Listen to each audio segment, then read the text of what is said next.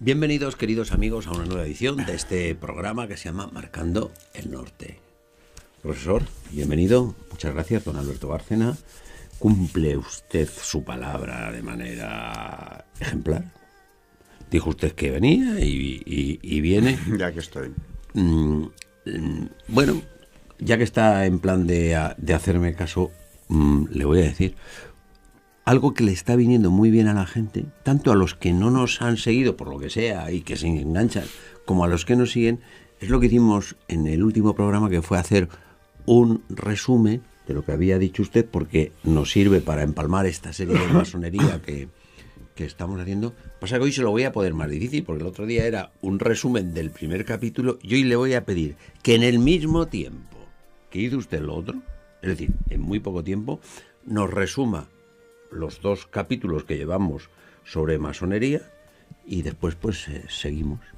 ¿Se atreve? Sí, pero vamos a ver, si no recuerdo mal, en los primeros hemos hablado del sincretismo religioso. Bueno, Sí. Estábamos hablando de las creencias fundamentales, que ellos establecen que realmente no hay ningún tipo de filtro, sino que únicamente se exigía, en principio, ¿no?, creer en algo, alguna religión.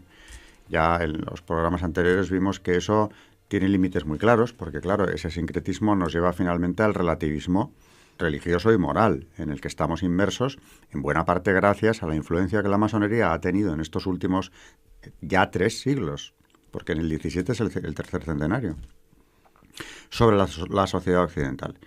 ¿Creencias fundamentales? Bueno, pues no tan asépticas, ni tan neutrales, ni tan común a todas las religiones como ellos sostienen. Hemos hablado de la gnosis.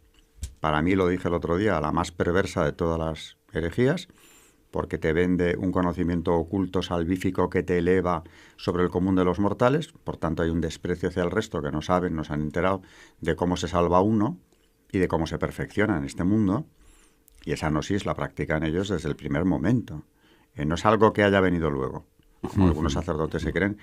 El difunto padre Amorth, ejemplar sacerdote, exorcista romano, que ha hecho un bien enorme con sus publicaciones. Me acuerdo que un día, hablando de la influencia que tenía la masonería en Italia, hace muy pocos años, se ve que no lo había investigado, decía, en principio lo fundaron unos clérigos cristianos, como diciendo, bueno, el principio a lo mejor no era del todo malo, pero ahora, decía el sacerdote, ahora, decía, sobre todo la judicatura en Italia está en manos de la masonería. Por supuesto que es verdad.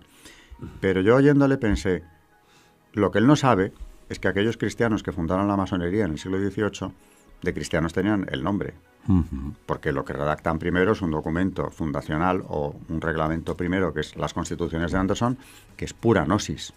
Eso fue el primer capítulo. Primer capítulo, la gnosis. Segundo capítulo. El conocimiento salvífico, supuestamente administrado con cuentagotas a los que se inician en la secta. Muy bien.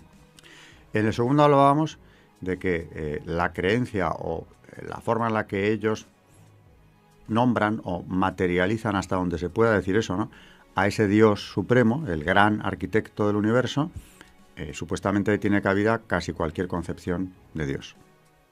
Siempre y cuando no dejes de relativizar, claro, porque si tú, como decía Juan Pablo II, que le cité, te adhieres a la verdad, cuidado porque estás fuera del marco.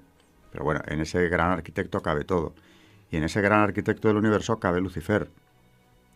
Y hablábamos precisamente de la influencia del luciferismo, que la masonería diferencia muy bien entre Satanás y Lucifer, como si fueran cosas completamente distintas. Lucifer, un símbolo de la rebelión, de la libertad, etcétera, etcétera. De la luz. Es el portador de la luz. ¿Y acabamos en qué? Pues viendo rituales en los cuales ya, rituales masónicos, que se siguen practicando hoy en día, en los que se rinde culto abiertamente a Baphomet, que no deja de ser una representación luciferina, evidentemente. Y esto comentaba yo que si yo tenía dudas se me disiparon. Y no solo porque ese gran maestre en mi presencia guardara silencio. Tom Sarobe, cuando yo le leí el ritual del grado 29 del rito escocés, con expresa adoración luciferina, no contestó en público, y tengo muchos testigos, por cierto, sino porque luego, además, hablando con masones o familia de masones, esto me lo han ido confirmando ellos. Tom Sarobe se cayó, con toda la autoridad que tiene, los cargos que ha ostentado dentro de la masonería. no dijo nada en aquel sitio público donde le habían llevado precisamente para que hubiese debate conmigo. Era la masonería y el que la ataca. Sí, sí. Y no dijo nada. Bueno, pues será por algo, evidentemente. Pero es que luego yo he tenido más, no más revelaciones, sino más señales de que esto es así. Hablé también en el programa anterior de Abad Gallardo, Sí, Serge sí, Abad Gallardo, recuerdo. el masón francés, Sí, que acaba de publicar un libro llamado Servía a Lucifer sin saberlo. sí.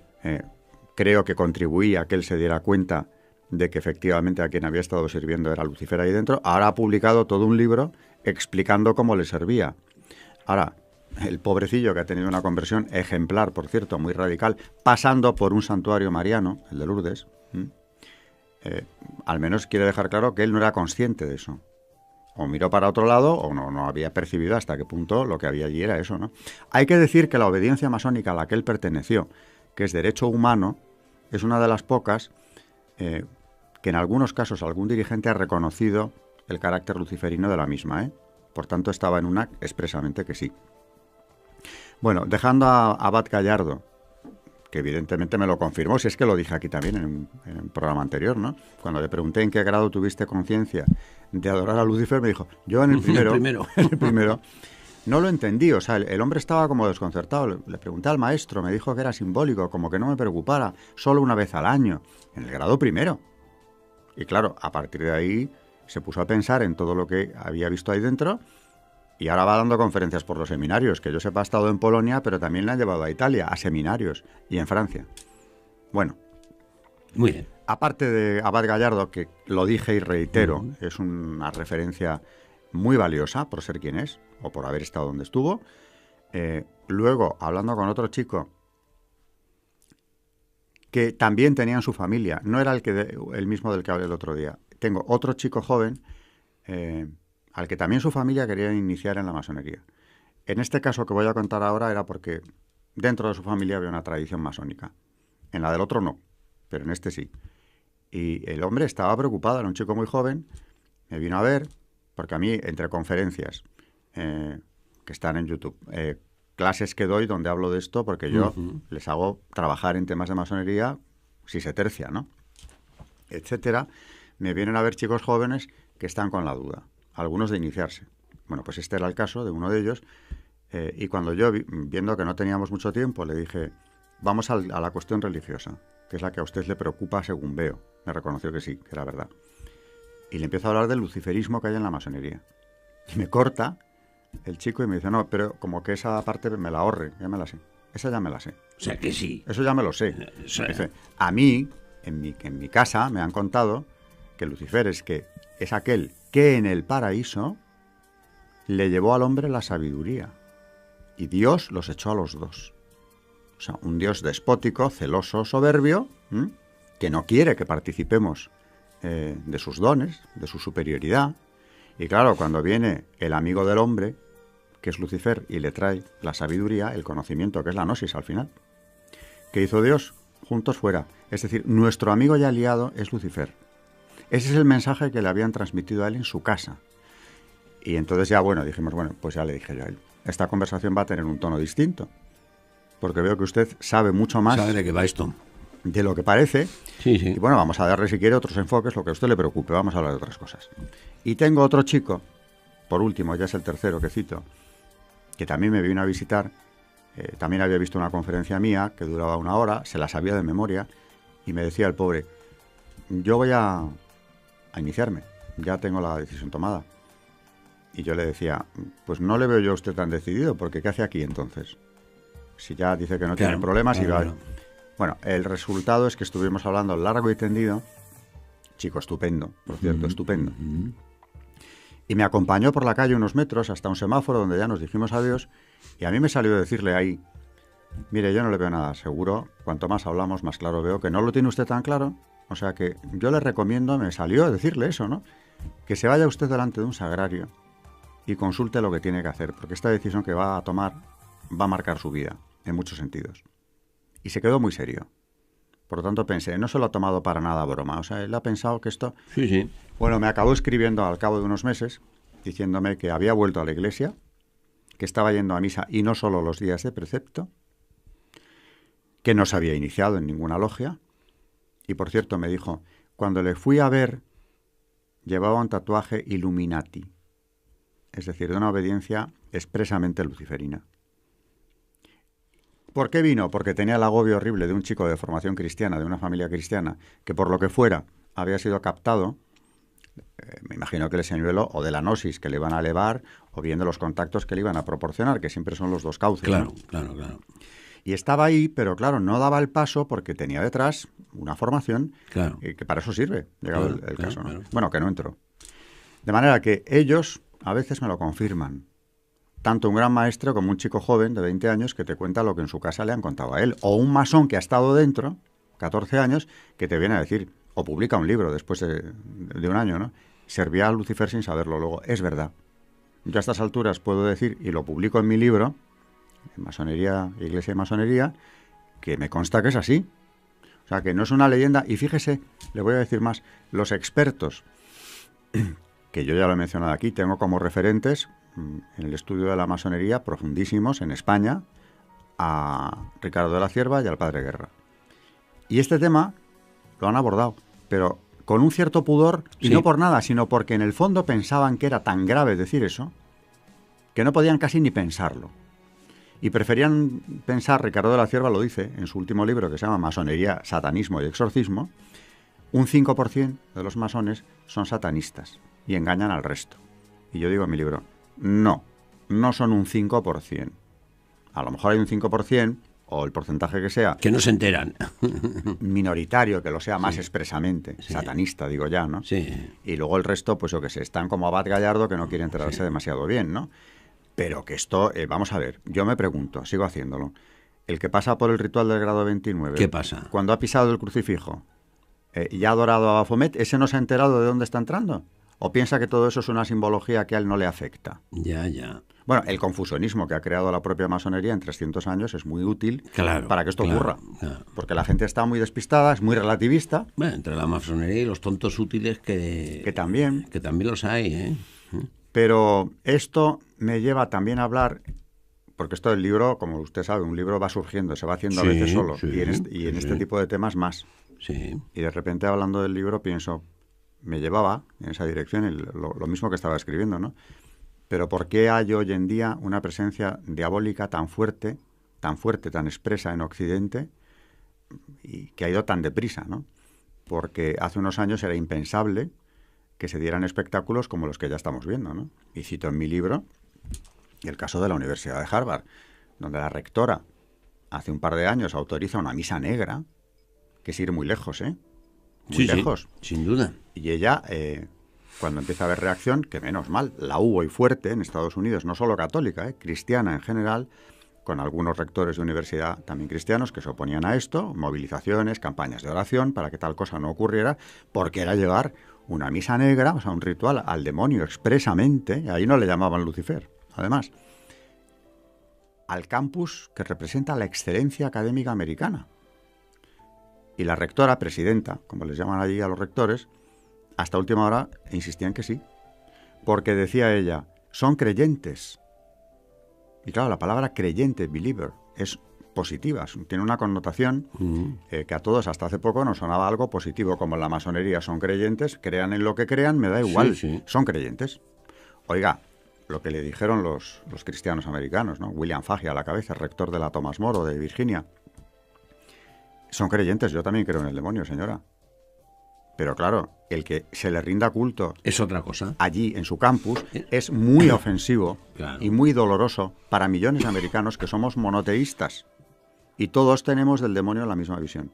Es el que se rebela contra Dios, el que deshace la obra de Dios siempre que tiene oportunidad. Por tanto, que usted autorice eso ahí es gravísimo, señora. 2 horas antes la suspendió, porque la campaña estaba yendo muy lejos y además los argumentos eran inapelables. La misa negra se celebró, no en el campus, pero sí enfrente, y la cosa siguió. Luego hemos visto un monumento a Baphomet frente al Capitolio de Oklahoma, una misa negra también allí, poco después. Se inaugura el túnel de San Gotardo en Suiza, y eso pues es que ya es pues un espectáculo diabólico, donde se ve una humanidad manipulada y totalmente ¿cómo diría yo?, alienada. En presencia de los dignatarios Y europeos. ahí estaban Angela Merkel, también estaba Hollande, el primer ministro italiano. Nadie se Callados inmutó. como muertos, sí. Yo no sé lo que pensarían, pero no pasó nada. Y esto, si nos hemos enterado, es porque gracias a Internet empezó a circular el vídeo del espectáculo, o más de un vídeo que he visto yo. Entonces, bueno, o sea, que se inaugura un túnel que hace historia, el mayor del mundo, que además afecta a varios países de Europa, por tanto es un adelanto grande común, y lo celebran con una especie de ceremonia que era casi un culto diabólico. Y yo digo, esto no pasaba hace unos años, hubiera sido impensable, ¿no? No, por supuesto. A Hillary Clinton le acusan de satanismo en prensa saltó en plena campaña, ¿no? Aunque Sí. la cosa venía de años atrás, Sí, sí. ¿no? Su vinculación al satanismo. Y bueno, yo no digo si lo es o no lo es, pero no desmintió nada. Lo que indica que un candidato a la presidencia en Estados Unidos consideraba que no tenía por qué desmentir eso. Claro. Que no era necesario, porque total, si la presidenta de Harvard ha dicho que son creyentes, aquí viene también algo que yo creo que ya en algún programa anterior hemos hablado, ¿no? La manipulación del lenguaje. Cómo se puede secuestrar el lenguaje y con palabras que tienen una connotación positiva Sí. ir metiendo lo más Claro. venenoso del mensaje que quieras meter, ¿no? Y creyentes, pues suena en general, bueno, pues una persona, se supone que de fe, coherente con ella, en fin. Sí, Bueno, sí. pues si son creyentes en Satanás para rendirle culto, Pues muy bueno. pues mal asunto, ¿no? Claro. No, pero que para ellos lo presentan Pues como uno más, es uno como si más, crees uno más. en la diosa Kali, ¿qué más da, no? Sí. Bueno, Y claro, en ese relativismo y en esa confusión expresamente sembrada por la masonería, porque ha sido un arma fundamental para llegar a donde han llegado, y me estoy refiriendo a la hora de hablar de dónde han llegado, no ya a sus logros en política, etcétera, sino a la consolidación del pensamiento único en Occidente, que es relativista 100%, es el dogma del relativismo, ¿no? sí. Vamos, que yo digo en mi libro, a dialogar no, querrá usted decir, volvemos a dialogar, porque diálogos con ellos ha habido larguísimos en el siglo XX, 6 años de diálogos entre la Conferencia Episcopal Alemana, la Gran Logia de Alemania y detrás la de Inglaterra, para concluir finalmente, mediante una declaración que hizo Historia, el año 80, que era imposible la Que no doble hay pertenencia manera, porque claro. no había ningún cambio Claro. y no hacían acepción de obediencias. Porque ya en esa época, en los 70, claro, con el caos que había ya, algunos obispos llegaron a decir, o conferencias episcopales, la de Escandinavia decía que algunas obediencias masónicas se podía ser católico. Hasta que llegó Juan Pablo II. Dijo, ya está. Entonces, al salir el nuevo código de derecho canónico, que no habla de la masonería expresamente, horas antes de que aparezca el código, publica Doctrina de la Fe, la última declaración pontificia, oficial, que es la Quasitum Est, donde vuelve a decir que es imposible la doble pertenencia. Y por si tenían dudas, dice esa declaración, que firma el Papa, Juan Pablo II, y firma el cardenal Ratzinger, que era el prefecto de Doctrina de la Fe. El masón está en pecado grave, por serlo, y no puede recibir la Santa Comunión. Eso es de... Quasitum Est, 1983. Eso es lo que me gusta a mí de su libro, que va usted poniendo, porque parece como, dice, no, la idea que puede tener alguien, ¿no? Dice, no, las condenas de la masonería son una cosa ya del Obsoleta. siglo XIX, que no sé. Y me gusta cómo va poniendo usted toda la doctrina de la Iglesia. Bueno, pues las dos ciudades, cómo va poniendo el color de los equipos, como decíamos en el primer programa, de un bando, y lo que está diciendo el otro bando, que no. Y yo ya que hacemos esa digresión histórica, ¿no? Nos vamos a los dos bandos. Yo echo en falta el lenguaje contundente que utilizaban todos los papas del 19 y del 18, porque no les dolían prendas a la hora de hablar con claridad. Hijos como de Satanás. La sinagoga de Satán. Eso es. Lo llama Pío IX. Y algunos lo llaman de la misma manera. Bueno, León XIII lo dice en Humanum Genus al empezar, que ya he hablado de esa encíclica. Vamos a hablar del bando de Jesucristo y del bando de Satanás. Lo dice así. Y el de Satanás es la masonería. Eso dice la encíclica, ¿no? Que es la más elaborada que se ha hecho nunca. Contundente. Y va analizando dentro, en esa misma encíclica, toda la ingeniería social anticristiana que ha realizado la masonería desde que existe, por lo que les llama Sí. el ejército. Sí. El ejército de Satanás. En el siglo XX las condenas son igual de claras, porque el nuevo Código de Derecho Canónico, bueno, los dos códigos de derecho canónico son del siglo XX. El de 1914 habla de la masonería expresamente y además establece penas más severas para los que sean clérigos y se hayan iniciado, que pierden absolutamente lo que estuvieran haciendo, lo tienen que dejar. Los párrocos, obispos, cardenales, abades, lo que sean, dejan de serlo automáticamente. Y están excomulgados, además. Con lo cual, ¿cómo van a ser? Pues evidentemente no. Y en el nuevo Código del 83, de lo que habla es que aquellas sectas que maquinen contra la Iglesia siguen igual que estaba la masonería antes. Y dice la quasitum est.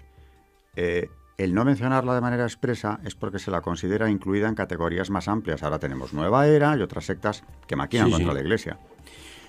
Y yo digo en mi libro, ¿por qué tuvo Juan Pablo II, que tenía las ideas tan claras, que es el que vino a poner orden, por ejemplo, en este tema, ¿no?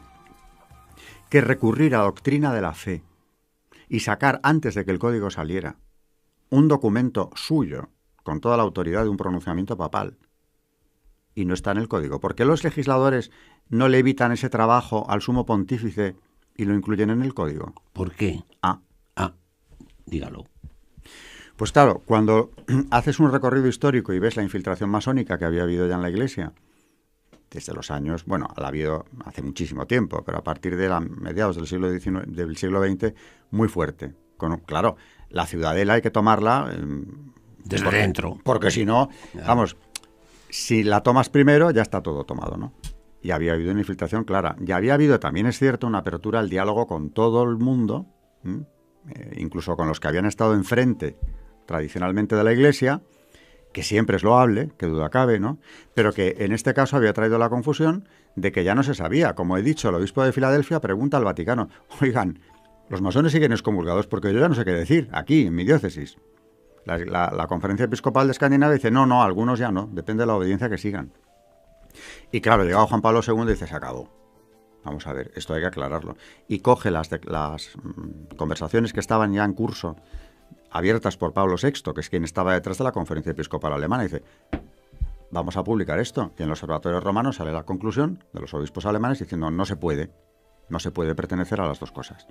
Pero por si faltara algo, muy poco después, porque la declaración es del 80, en el 83 publica esa última condena, o sea, que no se le ha perdonado a Ratzinger, ¿eh? Ya, o sea, que no se puede pertenecer a las dos cosas. No, que no puedes comulgar. O sea, es tan pecado mortal como cualquier pecado mortal y si quieres... ¿Y sabe otra cosa que no se puede? Seguir haciendo el programa cuando se agota el tiempo. Ya, ese es un problema. Este es un problema insalvable. Insalvable. Por lo tanto, no me queda tiempo nada más que para darle las gracias, para cogerle la palabra. Tenemos que seguir, nos quedan cosas, y para darles a ustedes las gracias, queridos amigos. Son ustedes los que difunden, los que dicen a sus amigos los que pasan después cuando se cuelga en la red los enlaces. O sea, son ustedes nuestros mejores difusores. Se lo agradecemos de verdad, agradecemos su presencia, su apoyo y a cambio pues les prometemos que nos vamos a poner a trabajar. ¿Para qué? Pues para que dentro de pocos días podamos ofrecerles una nueva edición. ¿De qué? De este programa que se llama Marcando el Norte.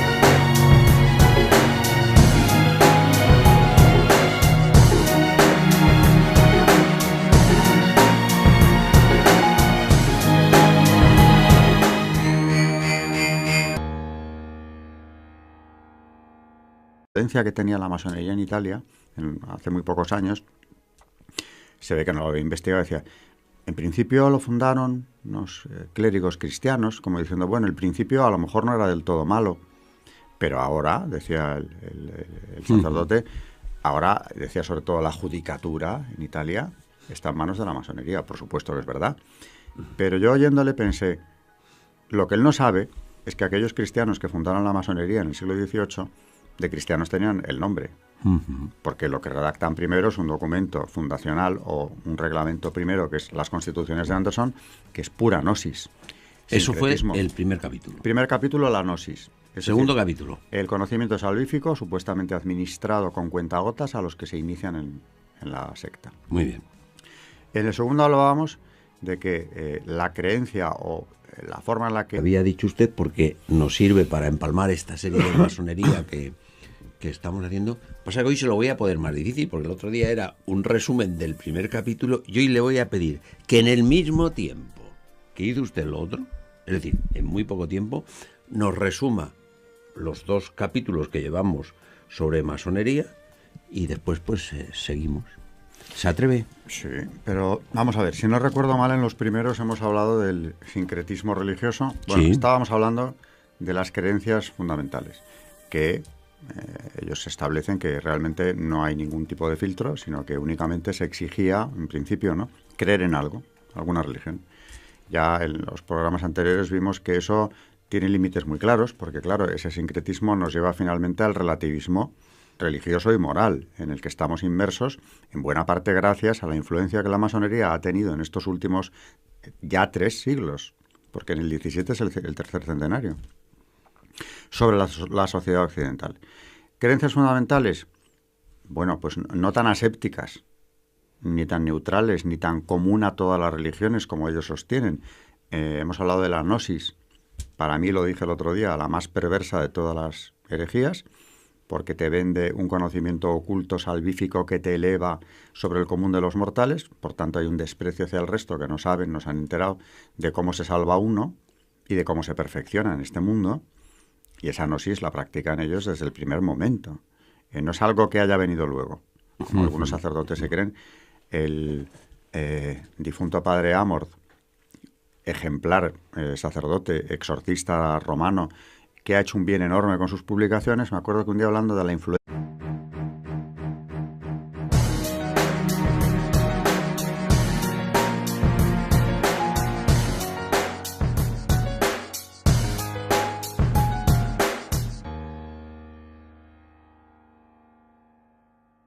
Bienvenidos, queridos amigos, a una nueva edición de este programa que se llama Marcando el Norte. Profesor, bienvenido. Muchas gracias, don Alberto Bárcena. ¿Cumple usted su palabra de manera ejemplar? Dijo usted que venía y viene. Ya que estoy. Bueno, ya que está en plan de hacerme caso, le voy a decir algo que le está viniendo muy bien a la gente, tanto a los que no nos han seguido por lo que sea y que se enganchan, como a los que nos siguen. Es lo que hicimos en el último programa, que fue hacer un resumen de lo que ellos nombran o materializan, hasta donde se pueda decir eso, ¿no?, a ese Dios supremo, el gran arquitecto del universo. Supuestamente tiene cabida casi cualquier concepción de Dios. Siempre y cuando no dejes de relativizar, claro, porque si tú, como decía Juan Pablo II, que le cité, te adhieres a la verdad, cuidado porque estás fuera del marco. Pero bueno, en ese gran arquitecto cabe todo. Y en ese gran arquitecto del universo cabe Lucifer. Y hablábamos precisamente de la influencia del luciferismo, que la masonería diferencia muy bien entre Satanás y Lucifer, como si fueran cosas completamente distintas. Lucifer, un símbolo de la rebelión, de la libertad, etcétera, etcétera. de la luz. Es el portador de la luz. ¿Y acabamos en qué? Pues viendo rituales en los cuales ya, rituales masónicos, que se siguen practicando hoy en día, en los que se rinde culto abiertamente a Baphomet, que no deja de ser una